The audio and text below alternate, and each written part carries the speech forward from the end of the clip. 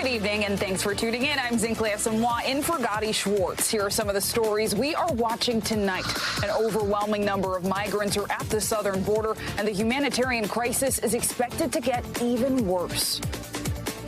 The situation at the border is a very serious one, a very challenging one, and a very difficult one. Police are looking into an altercation on a New York City subway that left a man dead. It would be incredible to me if the outcome of this was no charge, because how can you say that it's okay for someone to strangle someone? And set your alarms. Tomorrow is the coronation of King Charles III. I believe in the institution of the monarchy. It is something the British people cannot do without. We love our royal family.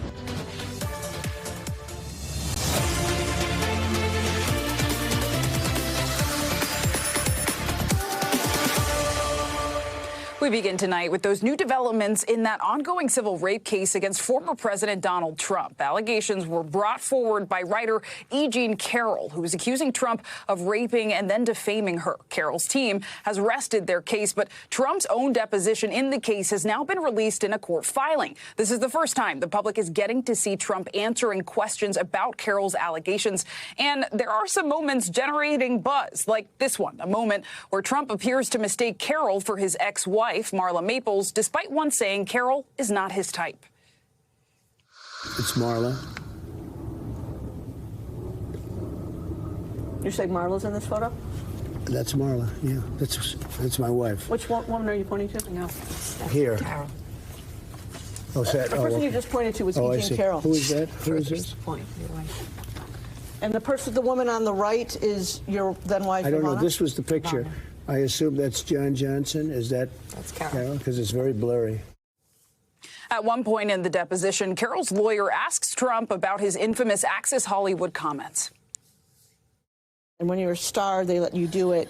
You can do anything. Grab them by the you can do anything. That's what you said, correct? Well, historically, that's true with stars. It's true with stars that they can grab women by the Well, if you look over the last million years, I guess that's been largely true. Not always, but largely true. Unfortunately or fortunately. And you consider yourself to be a star? I think you can say that, yeah.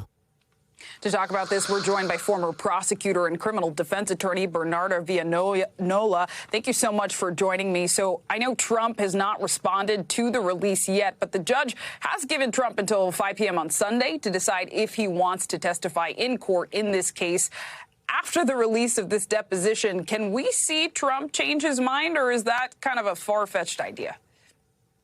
I think it's a far-fetched idea. I think it's highly unlikely that Donald Trump will come into this courtroom to testify, not only because he doesn't really believe in these charges and doesn't think that they're serious. He's not taking them seriously. But you got to think because he has an open criminal case in New York County, just a few blocks away from the federal courthouse. He doesn't want to subject himself to the possibility of some form of cross-examination or saying something that can jeopardize that case or any other case that he's under investigation. But at this point, the jury has heard from Donald Trump, and that's via this deposition, which does not look good. And Bernardo, I know Carroll's team showed excerpts of this deposition to the jury yesterday before resting. How do you think that might have gone over? I think the video itself of the deposition of Donald Trump played heavily into E. Jean Carroll's case. And the reason why is because there were major points that were hit. Donald Trump has been saying that he doesn't know this woman. This woman is not my type, that she is crazy, that she is making this up. But when they see that Donald Trump is confronted with a photograph and he mistakes E. Jean Carroll for his former wife, hey, you just said that it's not your type. You also said that you had never met this woman. You don't know who she is. And there you have an exact reaction when he's being confronted. So that is damning in of itself when you couple it with the testimony that they heard from E. Jean Carroll, as well as these two other women that had been sexually abused by Donald Trump. And it is important to add, I mean, this is a civil case, so a decision won't be as black and white as guilty or not guilty, right? Can you just explain to us what a verdict could look like in this? Exactly. This is a huge difference. This is a civil case. When we're talking about civil case, we're talking about money. We're talking about damages, as opposed to a criminal case where your jeopardy is in terms of being into a jail cell for a certain amount of time, or even serving probation or possibly paying a fine. Here, in terms of what a verdict can look like, and we're dealing with a different burden, criminal is beyond a reasonable doubt. Here in a civil case is by preponderance of the evidence. Is it more likely than not that Donald Trump caused these damages to Miss E. Jean Carroll? And when we're talking about damages, it's going to be a fixed amount that's going to be determined by this jury. We're talking about, at least one witness was saying that the damages can be at least about $2.7 million. And we're talking about several different types of damages. Definitely a case a lot of people are watching. Bernarda Villalona, thank you so much. Thank you. Turning now to the humanitarian crisis at the southern border. It's growing by the day as migrants try to get to the U.S. before a major policy change. It's all about Title 42, the Trump-era pandemic policy that gave the government more power to deport migrants without screening for asylum. Even today, the Biden administration used it to repatriate people. Just this morning, ICE flew 133 people to Guatemala. As you can see, they were shackled and handcuffed. Border Patrol reports an average of 5,200 migrant encounters a day in March. In April, that jumped to over 7,300. And once Title 42 lifts, it could climb past 10,000. Today, Customs and Border Patrol agents were training close to a port of entry in Southern California. NBC News Homeland Security correspondent Julia Ainsley has been reporting on this from the border and got an interview with Secretary Alejandro Mayorkas. I'm down here in Brownsville, Texas, along the Rio Grande, where they say just this morning 2,300 migrants were apprehended. Many of them still coming in now. We've seen young children, families, all of those trying to go ahead and cross the border, even though we're told next week when Title 42 lifts, there will be even more. Title 42, of course, are those COVID-19 border restrictions that since March of 2020 has turned back migrants more than 2.5 million times, not allowing them to claim asylum. But that's all coming to an end when the national emergency ends next week, and the COVID-19 emergency lifts and Title 42 lifts as well. I had the opportunity to speak to Homeland Security Secretary Alejandro Mayorkas that says even though those restrictions are lifting, more migrants will be allowed in, it is still not the time to come. He says the border is secure. In fact, the Biden administration and Secretary Mayorkas are putting in place more policies that will restrict asylum access, different from what we've seen in the past, where any migrant who doesn't first claim asylum in the country they come to would be ineligible when they come to the United States unless they can meet certain criteria to show that they're particularly vulnerable if they're deported. He says that now is not the time to come, and he told migrants that if they are told they should come by smugglers, they're being lied to and exploited. He also says they've sent more funding to cities like Brownsville, El Paso, where those mayors have declared a state of emergency because they say they're overwhelmed and need more help from the federal government. His message, loud and clear, though, is that now is the time to end Title 42, despite bipartisan proposals in Congress that want to extend it, and that the Biden administration has this under control. He's confident they can do it. Here's what he had to say. I'm not worried about Title 42 lifting. We recognize the challenge at the border. We recognize how serious the challenge is and how difficult it is. But worried we're not. Our responsibility is to plan and to execute on those plans, and that is indeed what we have done and continue to do. Is our border secure? Our border is secure. And, you know, as you saw just a few minutes ago, I had the tremendous source of pride of standing next to Border Patrol agents, Office of Field Operations personnel. Earlier today, I met with Immigration and Customs Enforcement personnel. The border is secure because we are maximizing our resources to deliver the most effective results to our border with the most extraordinary workforce in the world. NBC's Julia Ainsley, thank you so much. Protesters are demanding justice for 30-year-old Jordan Neely, who was killed on a New York City subway after another rider put him in a chokehold. Neely's death has been ruled a homicide by the city chief medical examiner, but no charges have been filed, something protesters and Neely's family lawyers are expressing surprise over. And we're here today to say we're not tolerating it anymore. We are going to rise up. We are going to rise up and get the indictment of the killer. It would be incredible to me if the outcome of this was no charge, because how can you say that it's okay for someone to strangle someone? The incident took place this past Monday. Police say they got a 911 call about a fight on the subway, about a verbal dispute which had escalated into a physical altercation. Responding officers found Neely unconscious at the Broadway and East Houston Street subway station. He was later pronounced dead at a hospital. This shocking cell phone video surfaced later, which shows a rider on the ground with his arm on Neely's neck, a warning that is disturbing. And the 24-year-old man who has not been identified was taken into custody, questioned, and then released, all according to police. NBC News correspondent George Solis joins me now to talk about this. So, George, the Neely family has hired a legal team, and they are demanding charges be brought forward. What else are they saying right now? Yeah, Zinkley, NBC News has just learned that from sources that a possible grand jury will be convened to further investigate this case, with signals that there may be some charges that may be following. The family attorney saying they would be shocked if there are no charges filed in this case. As you mentioned, that 24-year-old, the center of this investigation, was questioned by authorities and then eventually released. One of the attorneys for the family saying, and I quote, "I took this case because 15 minutes is too long to go without help, intervention, and without air. Passengers are not supposed to die on the floor of subways." And that's according to the attorney, Lennon Edwards. We should know NBC News has not independently confirmed that this chokehold lasted for 15 minutes, but protesters have been agitated, saying they want to see some accountability. They have been protesting around the city, including outside of the DA's office, saying they demand justice, and they say they will keep protesting until they see some accountability. Now, earlier I spoke with one of Neely's friends who says he knew him for many, many years. He said he was a beloved performer seen on subways, and saying he was not capable of causing any harm. Take a listen to what he told me. I know the man. He was like the most timid, passive individual I've ever met. You know, he was like 90 pounds of wet. You know, he wasn't a threat to anyone. He was a brilliant artist. He commanded an audience like I'd never seen in my life. Yeah, and Zinkley, the prosecutors, the DA's office, saying that they've assigned a senior prosecutor to this case, and they will continue to review the medical examiner's report as well as any video, and continue to question people as this investigation continues. Zinkley? Yeah, George, a lot of questions remain, a lot of information that still needs to be confirmed. So right now, what's the status of the investigation? I mean, it has been ruled a homicide, and yet the 24-year-old man is free right now, right?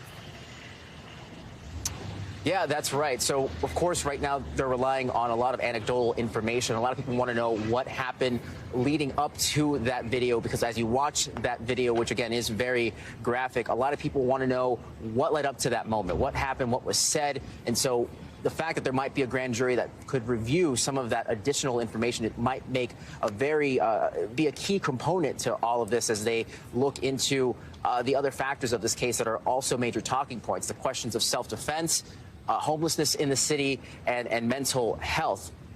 And so all of these components together are going to be factors in this case that has already entered the court of public opinion. But again, the protesters say here they will continue to look for some type of accountability. And this is also coming on the heels of city leaders here saying, look, we understand this video is very violent. We understand that there is some outrage.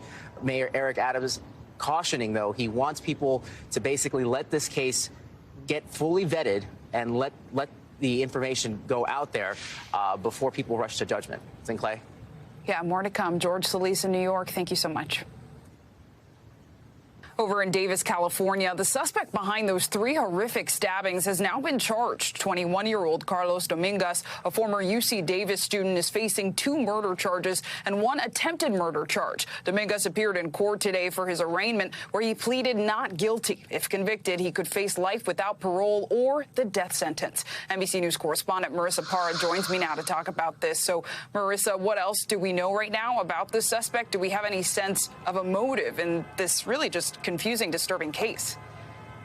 Yeah, so some good questions there. You could see this video during his arraignment. Carlos Dominguez showed no emotion. You could see him wearing a safety smock as the 21-year-old was listening to the charges against him. That's 2 counts of first-degree murder, 1 count of attempted murder, and prosecution said that all indications were this was a planned, sophisticated, or professionalism. This was a former University of California Davis student. He was arrested just yesterday, arrested in the stabbings of 3 people in less than a week. Now, for those who don't know, this is just outside of Sacramento, and UC Davis really has been completely rocked by this, not just by the arrest from one of their former students. This was also something that affected one of their current students, a 20-year-old who was stabbed to death. So that is one of the 3 victims who were stabbed, quote, significantly and repeatedly by knife wounds. 2 died. 1, a 64-year-old woman, did survive. She was stabbed outside of a homeless encampment. But Zincle, you asked about a motive. There's still so much we don't know about the Dominguez case, and there's still so much we don't know just in general about this. We don't know if there was a motive. We don't know if he even knew any of those victims. But we do know that he had been, quote, separated from UC Davis just several days, I understand 2 days before that first attack. We're told that was for academic reasons. And we do know, in terms of today, the new things that we learned, Zincle, he pled not guilty to those charges. He's being held without bail, and he's due back in court in just a couple of weeks here. All right, he'll be back in a couple of weeks. I know all eyes are on this one. Marissa Parra, thank you so much. And still ahead this hour, a plot twist. We have to tell you about the war in Ukraine involving a Russian mercenary leader. And it's been 70 years since the last coronation. Now, after decades of planning, we're less than 12 hours away from the next one. We'll tell you everything you need to know coming up.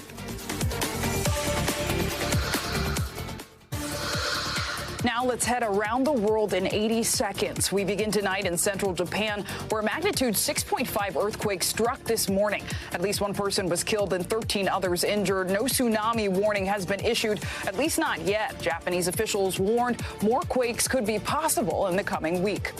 People in Serbia are reeling from the second mass shooting in as many days. Today, authorities say a gunman wearing a white supremacist symbol killed 8 people and injured more than a dozen others. Just yesterday, a teenager shot to death 9 people. That's 17 dead in 2 days. Both suspects have been arrested.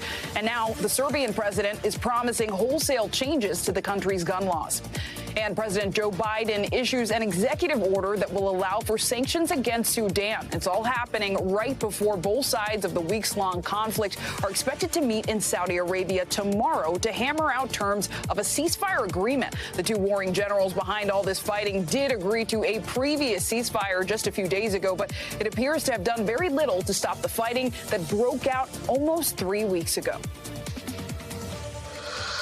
We're going to turn now to fighting in Ukraine. Russia is vowing to take, quote, concrete action after the alleged drone attack on the Kremlin a few nights ago. Russia claims without evidence the attack was a coordinated plot by Ukraine and the United States. Both the Ukraine and the U.S. deny any involvement, and the Pentagon says it has not been able to authenticate any of these videos released by Russia. Meanwhile, the struggle for eastern Ukraine continues, but now with quite the plot twist. The Russian head of the mercenary group there says he will pull out his fighters out of the area next week over a lack of military support. NBC's Ellison Barber is in Kyiv with the latest. Ellison. Zincle, Yevgeny Prigozhin, the leader of Russia's controversial mercenary group known as the Wagner Group, posted a series of videos on social media, including one incredibly graphic video that shows him turning the camera to show rows of dead Russian soldiers as he angrily pleads for Russia's Ministry of Defense to provide his forces with more ammunition in the city of Bakhmut. He threatened to withdraw his fighters from Bakhmut by Wednesday if Russian defense officials do not supply more ammunition. He claims, quote, a month ago they stopped providing ammunition to us and we have been receiving no more than 10% of what's needed. Ukrainian officials are incredibly skeptical of Prigozhin's claims here. Ukraine's deputy defense minister says Russia is actually desperately trying to seize Bakhmut by Tuesday, May 9th, Victory Day, an important holiday in Russia. And she says that they have actually moved some of their fighters Wagner fighters, moved them from other directions and are replacing them with paratrooper assault units that are currently fighting in the Bakhmut direction. A spokesperson for the Eastern Group of Ukrainians Armed Forces claims Wagner's fighters are not dying because they lack ammunition. He says Ukrainian positions in Bakhmut have been hit 520 times just in the last day. He says the Wagner Group is suffering colossal losses because of the successes of Ukrainian forces. He called Prigozhin's lack of ammunition claim a lie, one he says is being made to try and justify Russia's failure to capture Bakhmut. Remember, Russian forces and Ukrainian forces have been fighting for control of this city for about 8 months. Bakhmut has become the longest, bloodiest battle of this war, and for the most part, it's essentially stayed a stalemate, with neither side really making any significant territorial gains. The thought is that Ukrainian forces have tried to hold Russian forces up in this fight to deplete their troops, to deplete their weapon supply as they prepare for that highly anticipated spring counteroffensive. This is a fight, though, that from Russia's perspective has become incredibly important, and they have put a lot of resources into this fight, primarily letting Wagner Group forces lead the charge here. Zinclay. Alison Barber, thank you so much. Stay safe. We're going to turn now from war to celebration. This one's for all the royal watchers out there because it's almost time. We are less than 24 hours away from the coronation of King Charles III. The service begins tomorrow at Westminster Abbey at 11 a.m. London time. As you can imagine, London is in full-blown festivity mode. NBC's Keir Simmons takes us there. Well, Zinclay, it is the night before the big day, the biggest day of King Charles' life. An extraordinary ceremony is planned. It will be breathtaking at times. Thousands of troops on the streets of Royal London here marching together, particularly as they head back from the Abbey with the gold state coach carrying the King and the Queen behind them, marching a mile long. It really will be a stunning spectacle. Inside the Abbey itself, the ceremony itself, some of the rituals for that coronation ceremony go back 1,000 years to William the Conqueror, and even earlier. The chair that the King will sit on is called the St. Edward's chair, after Edward the Confessor, a king even before William the Conqueror. So it really is steeped in history and tradition. I also think, though, that you will see changes. The King is very keen to try and look as if the monarchy is modernising. One of the questions, who will appear on the balcony of Buckingham Palace behind me there? Prince Harry is here in London now. Is there a possibility? It's been reported that he's going to head straight back to California after the ceremony. Is there a possibility that, in fact, he'll stay for that balcony appearance? Who will steal the show? I think you have to predict that it will be Catherine and William's children, the Prince and Princess of Wales, their children. Prince George, of course, will be at the ceremony playing a formal role. The other children, too, we'll see, but they do tend to be a lot of fun. And I think you'll see the royals really lean into that and enjoy that, because one of the things is that this will be the moving of generations. You're going to see new generations, new royal generations. We saw them out on the streets here today, Catherine and William and the King talking to people. I suspect you'll see more of that too. Keir, thanks so much. But it turns out the Brits aren't the only ones having all the coronation fun. Lots of Americans are excited for King Charles' big day, too. So much so that many traveled across the pond to witness history unfold for themselves. NBC's Kelly Gobiella has more. Tonight, the flags are flying, the horses prancing, the crowds dressed in their best red, white, and blue for the first coronation in 70 years. It's just an awesome time to witness history. I mean, we haven't done this in our lifetimes. Yeah. The monarch's smiling face is everywhere, from windows to fridge magnets. He's our king.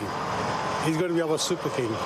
A super king with super fans, and we found plenty of Americans. I just love it. I just absolutely eat it up. Braving the rain for a front row seat to history. Cassandra Estrella Roca from California changed her vacation plans to be here. Have you been camping here? Yes. Oh my gosh. And I'm not a camper. Why? I want to be a part of history. Like, I just think, you know, in America we don't have things like this, right? As the skies cleared, surprise handshakes from the king, telling Greatest Hits Radio London News, Rain's a blessing. a smiling king, a cheering crowd, and tomorrow, the crowning moment. I think it's an amazing, amazing guy, and I'm proud to be a Brit. Long live the king. Kelly Kobiella, NBC News, London. Coming up, we just got new police body camera footage of the Idaho murder suspect. But first, you gotta see this. Veteran Dale Brownie Cox wanted to do something epic for his 90th birthday, so he decided to dive into the next decade and go skydiving. He trained paratroopers during the Korean War, and he wanted to jump out of a plane one more time. Really incredible. Happy birthday, Brownie. I want to be like you when I grow up. We'll be right back.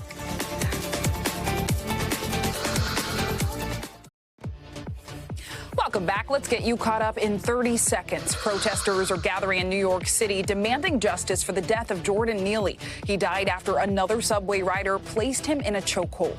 The former UC Davis student accused of fatally stabbing two people pleaded not guilty to murder charges. If convicted, he could face life behind bars and even the death penalty. And tomorrow is Coronation Day for King Charles III. Excited fans are already lining the streets of London. The long-running tradition at Westminster Abbey dates back to 1066. Ooh, say that 10 times. Let's just say it dates back to a long time ago. Well, it's been an interesting week for the U.S. economy, to say the least. So let's talk about it. It began with the collapse of First Republic Bank, the second largest bank failure in American history. The largest ever was Washington Mutual, which fell apart in 2008. And as if that wasn't enough, then the Fed raised interest rates for the 10th straight time. It all led to heavy losses for a bunch of regional banks, but stocks closed higher today, with the Dow up more than 500 points. And this seems to be because of what we're about to talk about next, a better-than-expected jobs report. The economy added 253,000 new jobs last month, according to the Labor Department. That brings the unemployment rate to 3.4%. That's down from 3.5% in March. That matched January's numbers and was the lowest level since 1969. Here's NBC's Brian Chung, who has more on the strong finish to a wild week for the economy. Well, a really impressive jobs report coming in on Friday morning. Government data showing that there were 253,000 non-farm payroll jobs added in the month of April. That was more than what Wall Street had expected. And what's even more remarkable is that the report showed that the unemployment rate in this country ticked down to 3.4%. For context, that's lower than the 3.6% that Wall Street had been expecting for that report, and also matches a low that we have not seen in terms of unemployment in this country since 1969. It's been over 50 years since that few amount of people have been unemployed. Now, when it comes to where the job gains were made in the month, it was specifically in business and professional services, as well as leisure and hospitality. So think bars and restaurants, and these types of industries have been driving a lot of the job gains post-pandemic when you consider how steep the job losses were in those particular industries. But what's really interesting is how this all relates to the other side of the equation, which is inflation. Now, that pinching a lot of Americans in the wallet. Now, the report showed us that wage gains in this country were up about 4.4% between April of last year and April of this year. That sounds okay, but when you consider that inflation has led to prices being 5% more expensive this time than they were this time last year, that tells you that inflation, the prices at the store, are still rising faster than wage gains, which underscores how weird this economy is. But again, the big broad takeaway from this report, with unemployment so low, that is not showing recession, at least in the labor market side of this economy. People still have jobs. Back to you. Brian Chung, thanks so much. And we have new developments surrounding the college murders at the University of Idaho last November. Police just released body camera video from the night they searched suspect Brian Koberger's apartment. It's giving us a glimpse of what he may have been doing a month before the murders. NBC News correspondent Aaron McLaughlin has more. Police Department search warrant, come to the door. This morning, newly released police body cam video showing officers at Brian Koberger's Washington State apartment on December 30th. Show yourself. We have a search warrant for the building. Earlier that same night, on the other side of the country, Kohberger was arrested at his family home in Pennsylvania. According to police documents obtained by NBC affiliate KTVB through a public records request, different parts of Kohberger's Washington state apartment tested positive for blood, including a mattress cover on the bed, described as having a brown irregular drip. KTVB also reports that there were also 2 separate stains on an uncased pillow on the south side of the bed. According to the documents, one had traces of blood. What's not clear is who that blood belonged to. Authorities previously revealing a laundry list of other items taken from the apartment that night, including a chemical-resistant black glove, multiple hair strands, and possible animal hair cuttings. Police also seizing a number of electronic devices. Kohberger was arrested in late December and charged with the stabbing murders of Xana Kernodle, Ethan Chapin, Maddie Mogan, and Kaylee Gonzalez. All of them were students at the University of Idaho. A month before the murders, Kohberger was involved in a traffic stop on the campus of Washington State University, where he was a graduate student. Body camera video of that run-in also released overnight. I think you know why I stopped you. You ran the red light. What actually happened was I was stuck in the middle of the intersection.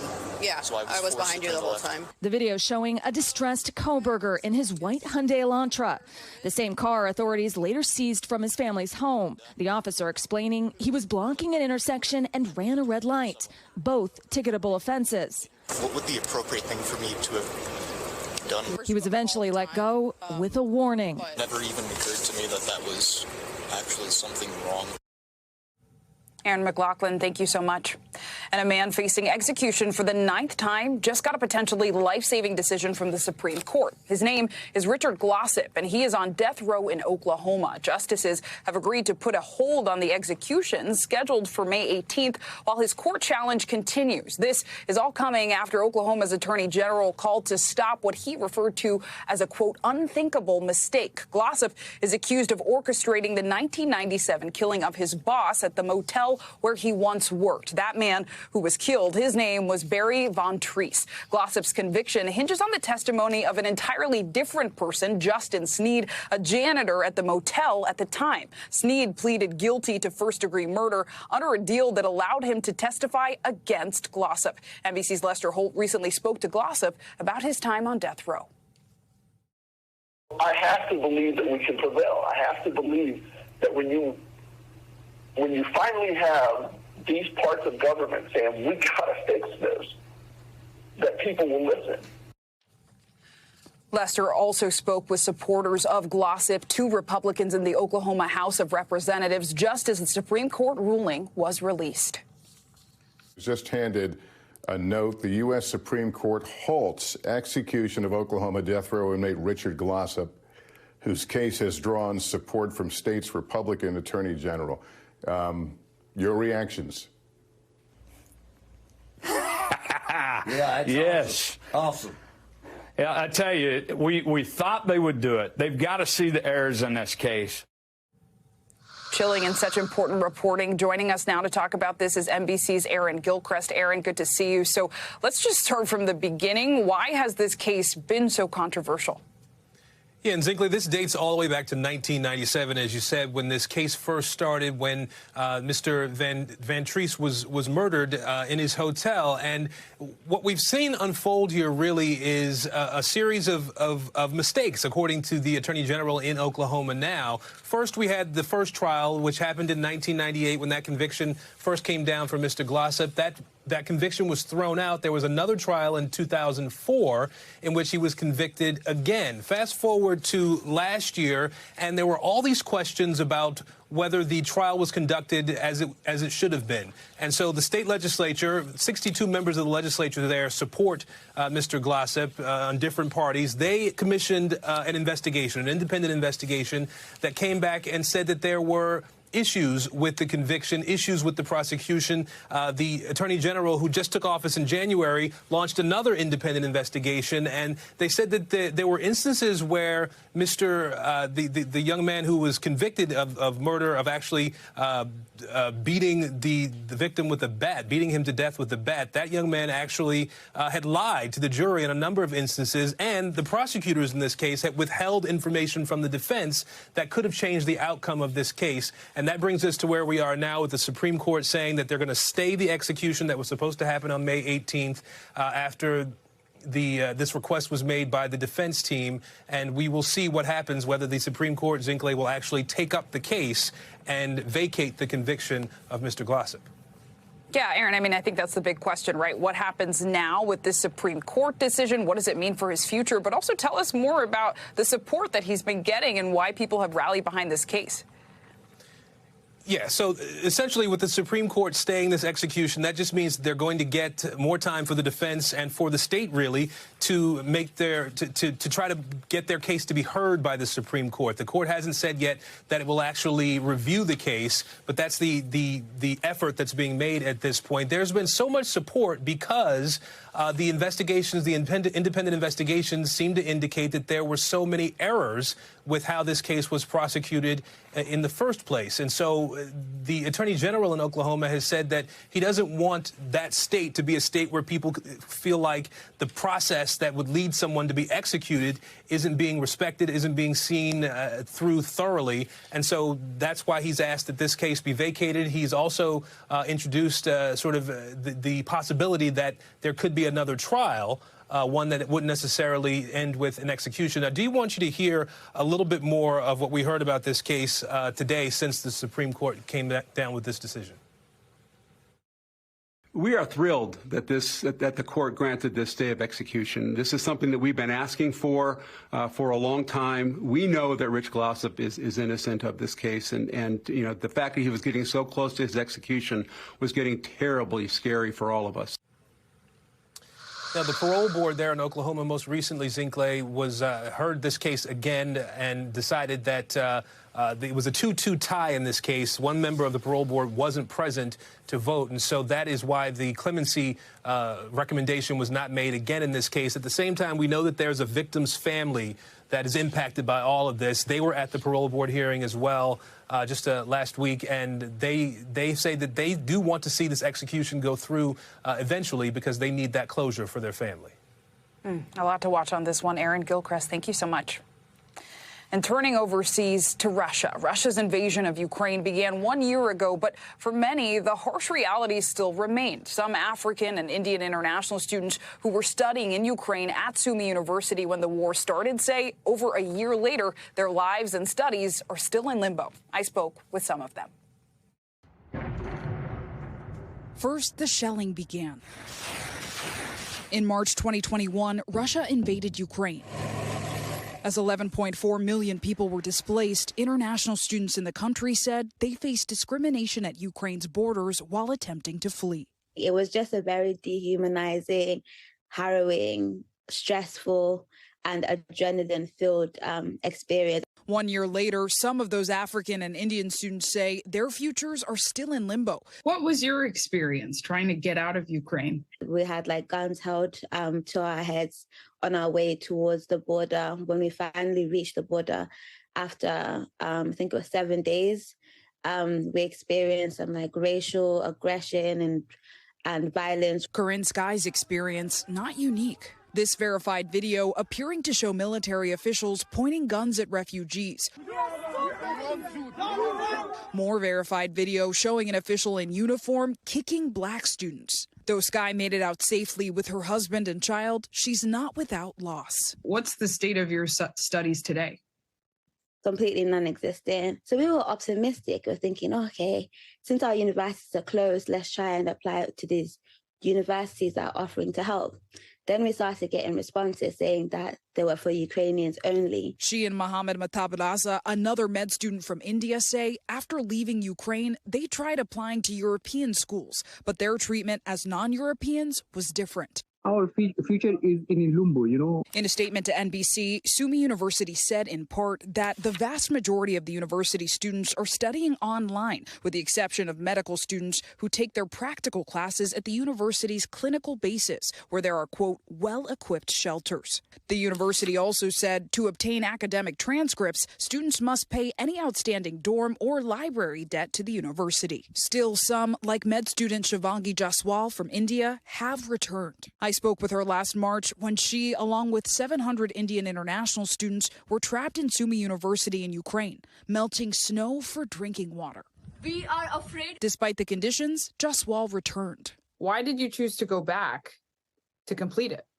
I didn't have lots of options. It was very hard to get a transcript, to get admission to another universities, and they were asking lots and lots of money. While Jaswal accepted the risks, others do not. What do you feel right now?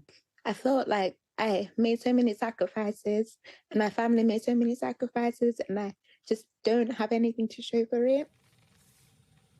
And it's important to add, Corinne Sky, that student you heard from Zimbabwe, is now working to advocate for other international students fleeing from war. She is writing letters to policymakers calling for refugee students to have equal access to education.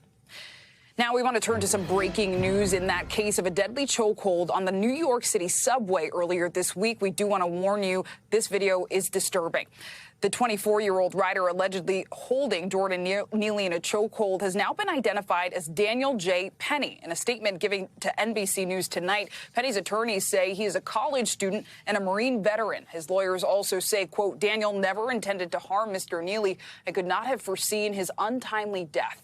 Penny is yet to be charged with any crimes. Of course, we will continue to monitor this story for more developments. And still to come, the World Health Organization is turning the page on COVID-19. And it's a meteor shower like no other, where you could see up to 20 meteors per hour. We'll tell you how and when to see it. That's next.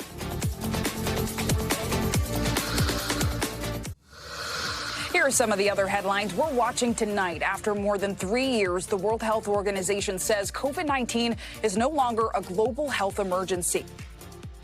It's therefore with great hope that I declare COVID-19 over as a global health emergency.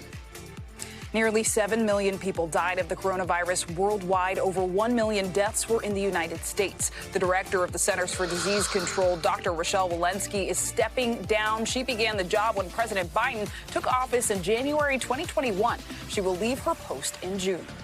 The Writers Guild strike bringing Hollywood to a halt and is now getting in the way of award shows. Drew Barrymore will no longer host the MTV Movie and TV Awards. She said in a statement she is doing it in solidarity with the writers. An executive at Paramount Global, which owns MTV, told Variety they respect her decision and the show will go on just without a host. Our parent company, NBC Universal, is a member of AMPTP, the trade group representing film studios and the TV networks, during discussions with the WGA.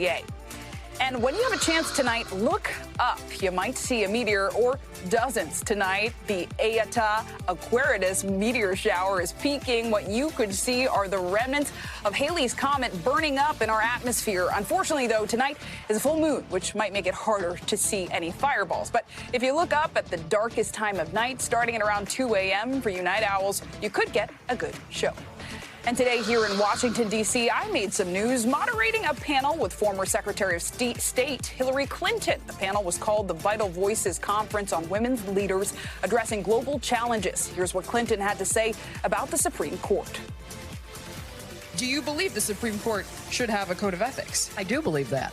Why should they be the only institution in the United States without a code of ethics that is enforceable? And with artificial intelligence, there are a lot of things getting easier. A city in Oregon is finding that out firsthand using AI to map out potholes. Yes, potholes. Daisy Calabreo from our affiliate in Portland has the story. We're excited to see what it can do because it's still fairly new. Artificial intelligence has taken the world by storm and is now helping Oregon City Public Works locate and map out potholes while driving this. It's a street sweeper with a special camera mounted up front. They're calling it the City Rover. It's really great because it helps us package all that information up into a form that the crews can then take. City Rover works like a dash camera and actively scans the road for potholes. It also gives crews every detail needed to patch up the hole. The Rover device gives you the address, the street address of the location of the pothole, gives you a picture, the date and time that it was taken, and then a street view, Google Maps street view of whereabouts it is, and even a QR code so that you can scan it on your phone. It can tell you exactly where that picture was taken. Now, all the pothole data the City Rover collects gets uploaded to the cloud and then can be viewed right here, which then better helps Public Works keep track of the potholes within their jurisdiction. Lewis says crews often have 50 to 100 potholes to patch in a day. But thanks to City Rover, they can create more efficient routes to hit more in a given day. I'm surprised by this technology, how accurate it is. Shane Husband drives with the City Rover once in a while and believes this device helps crews work smarter, not harder. I see potholes, every day in the city, and there are many that we don't see because we don't drive every road every day. The only other way we find out about them is if the public calls them in and lets us know. And so if they don't call them in and we don't see them in our normal day-to-day work, then it's nice to know that this camera is picking them up to put them on our list. Oregon City Public Works is currently testing out the Rover, but are hoping to permanently adopt the new technology. Reporting in Oregon City, Daisy Caballero, KGW News. Thanks for that. And before we go, the first leg of the Triple Crown is tomorrow. And Steve Kornacki, who may or may not be dressed to the nines, joins us to talk all things Kentucky Derby. You won't want to miss this one. And the 149th Kentucky Derby is less than 24 hours away. It is slated to take place tomorrow when 19 of the world's fastest horses will compete for the title of champion. So what can we expect to see? Well, who would be better to break that down for us than our very own Steve Kornacki from Kentucky? Hey, Steve. The countdown is on to 6:57 tomorrow night.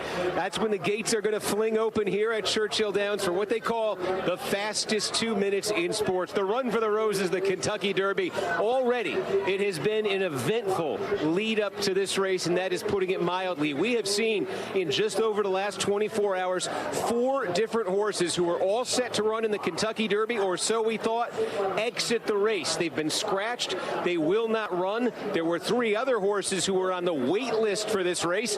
Few people expected many of them or any of them to get in. They're all going to get in. So there's been a shakeup to this field at the last minute. There are going to be 19 horses right now who are going to be in the gate when the race starts. That's one thing to look for tomorrow as race time approaches. Are there any more last-minute scratches that could change this race? In terms of who's in the field, though, the favorite, Forte, still in the race, still considered the favorite, trained by the legendary Todd Pletcher. And Todd Pletcher, in fact, right now looks like he'll have the top 2 choices in this race. Forte, the favorite. The second choice on the morning line, a horse named Tapit Trice. Todd Pletcher could have the first and second choices in terms of betting for this race. But also the other major storyline to look out for, the horses from Japan. Japanese-bred horses have been taking down major international races for the last couple of years. This is the prize that's eluded them, the Kentucky Derby. They've got 2 major contenders, Mandarin Hero and Derma Sotogake. Could this be the year that a horse from Japan wins the Run for the Roses? Thanks for that, Steve. Derby Day coverage will begin right here on NBC at 11 a.m. Eastern tomorrow. Don't miss it. And, well, that does it for us tonight. I'm Zinklea Asamoah. Gadi will be back on Monday, but until then, stay tuned. Now.